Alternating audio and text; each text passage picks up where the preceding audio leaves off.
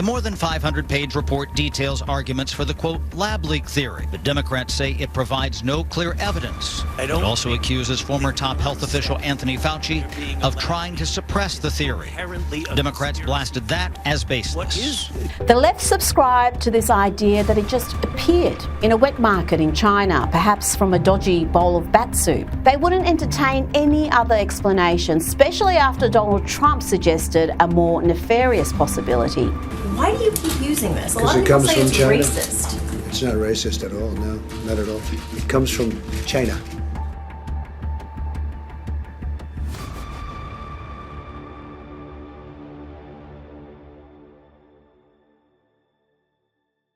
The COVID-19 pandemic is without a doubt the most consequential global health disaster of the last century. The effects of this global tragedy will reverberate through all of our lives for years to come, and no doubt will be the subject of many history books in the future. In my own family life, the pandemic left a permanent mark as we lost my parents during those painful years. And of course, my professional career as a physician was directly defined by the struggle to grapple with this once-in-a-generation health catastrophe. My name is Dr. Yomi Adeyemi, and for all these reasons, I wanted to take a deeper dive into the topic of the pandemic. This video will build on one that we've done previously on the topic, but this time we'll go much deeper to try to really understand what just happened to all of us. Why cover this now? Well, after nearly 4 years of speculation, denials, and conflicting narratives, the United States House Select Subcommittee on the coronavirus pandemic recently released its final report. And the conclusion was that COVID-19 most likely originated from a lab-related incident at the Wuhan Institute of Virology in China. Now, for years, this theory was dismissed, censored, and even ridiculed. Now it's being brought into the spotlight with damning evidence. Today, we're breaking down this report in detail. We'll uncover how the narrative was shaped, and we'll explore explosive allegations against central figures in this narrative, such as Dr. Anthony Fauci, and investigate what this means for public trust, Big Pharma, and the future of medical science. Let's dive in.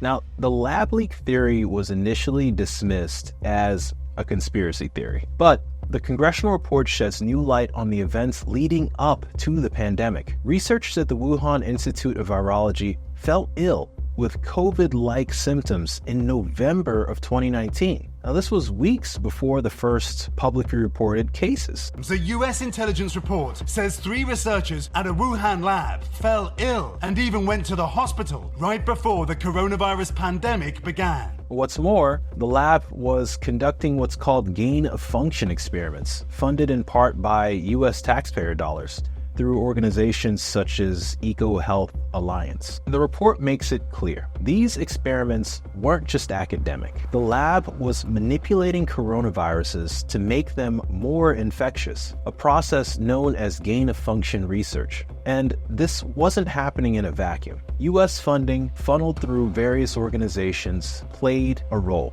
Adding to the intrigue, the report reveals that the Chinese military was involved in these experiments, raising questions about the true purpose of the research. Could this have been dual-use research with military applications? These are the uncomfortable questions we must ask.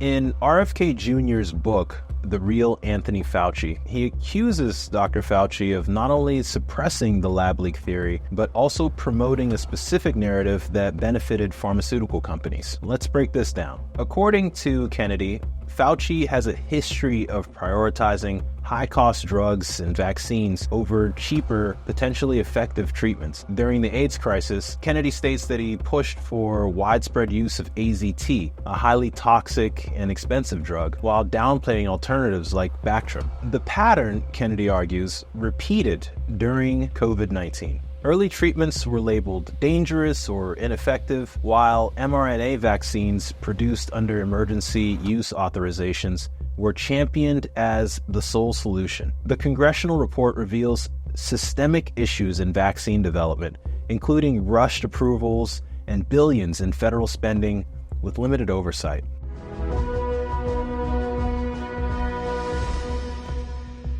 One of the most chilling revelations in the report is the role of media and big tech in shaping public perception. Emails show direct coordination between government officials and platforms like Facebook and Twitter to suppress discussion of the lab leak theory and alternative treatments. This wasn't just casual advice. The report highlights instances where federal officials pressured tech companies to de-platform dissenting voices and label certain topics as misinformation. This raises serious First Amendment concerns here in the United States.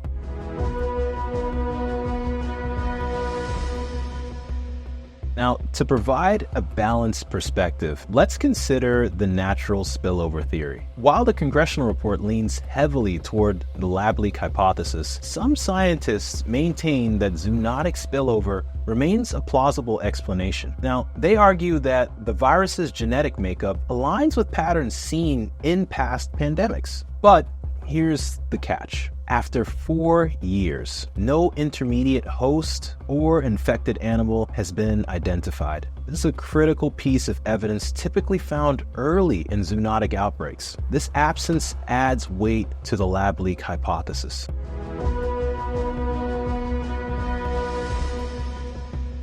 The report doesn't just assign blame. It calls for sweeping reforms. Among the recommendations are stricter oversight of international research collaborations, increased transparency in funding, and better safeguards for public health spending. The pandemic exposed systemic failures that must be addressed to prevent future crises. Whether it's the NIH, groups like EcoHealth Alliance, or media platforms like CNN or MSNBC, accountability is key. I have today declared that the coronavirus presents a public health emergency in the United States. We now have a name for the disease, COVID-19. 12 years of perfect employment, it all blows up in 24 hours. You must stay at home. We're asking everyone to work at home if possible, postpone unnecessary travel. For many, young and old, 2020 will be the toughest year of our lives. We will be with our friends again. We will be with our families again. We will meet again. Let's dive back in. The Congressional report doesn't just focus on the origins of the pandemic. It highlights systemic failures in how the United States and the global community responded. From financial mismanagement to over-reliance on flawed scientific models, let's unpack how we mishandled this crisis and what it means moving forward.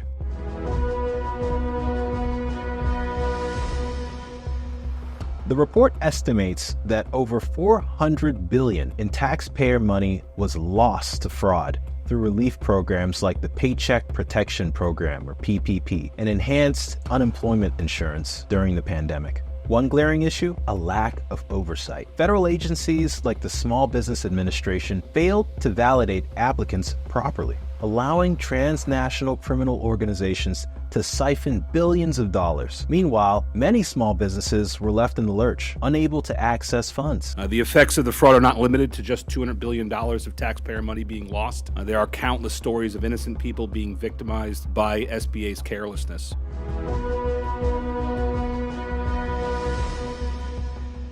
This report underscores how inconsistent messaging from public health leaders, including Dr. Fauci, eroded public trust. Early on, officials discouraged mask use to preserve supplies for healthcare workers, only to later mandate them for the public without fully explaining the shift. Right now in the United States, people should not be walking around with masks. You're sure of it, because people are listening really closely to this. Right now, people should not be walking. There's no reason to be walking around with a mask. So if you have a physical covering with one layer, you put another layer on, it just makes common sense. And the confusion didn't stop there. Studies cited in the report reveal that while masks had some effectiveness, the 6-foot social distancing guideline was never supported by robust science. This flip-flopping left many Americans skeptical, fueling resistance to mandates and creating divisions within communities.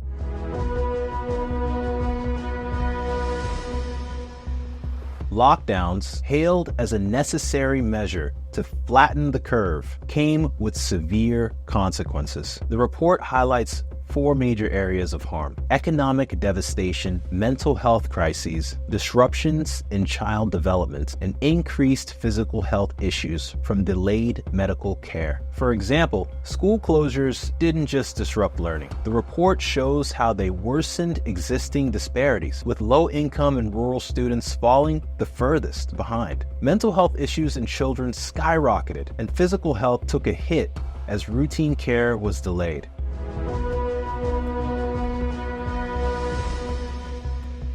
The Congressional report critiques vaccine mandates, pointing to their limited scientific backing and significant collateral damage. The mandates not only eroded trust, but also strained sectors like the military, where readiness was compromised. Vaccine mandates were a double-edged sword. While they likely boosted vaccination rates, the report emphasizes their role in deepening societal divisions and fueling skepticism about government motives. Operation Warpspeed, despite its flaws, is celebrated in the report as a remarkable achievement. Vaccines were developed and distributed in record time, potentially saving millions of lives. But the speed came at a cost: rushed approvals and insufficient monitoring of adverse events. One of the key takeaways from Warpspeed is the importance of balancing urgency with oversight. The lack of transparency around adverse event reporting only fueled vaccine hesitancy, a recurring theme in the report.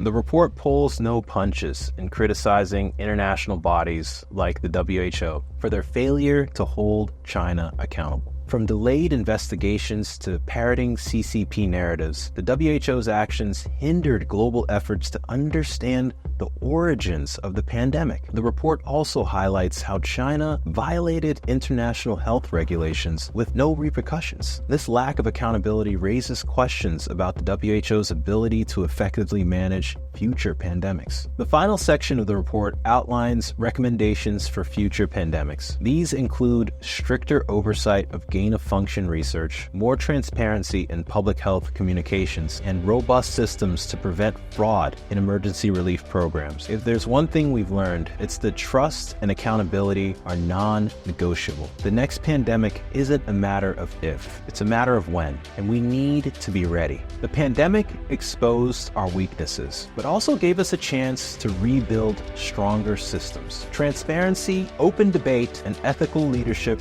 are the keys to regaining public trust. As always, let's stay informed, stay vigilant, and most importantly, stay dynamic. Peace.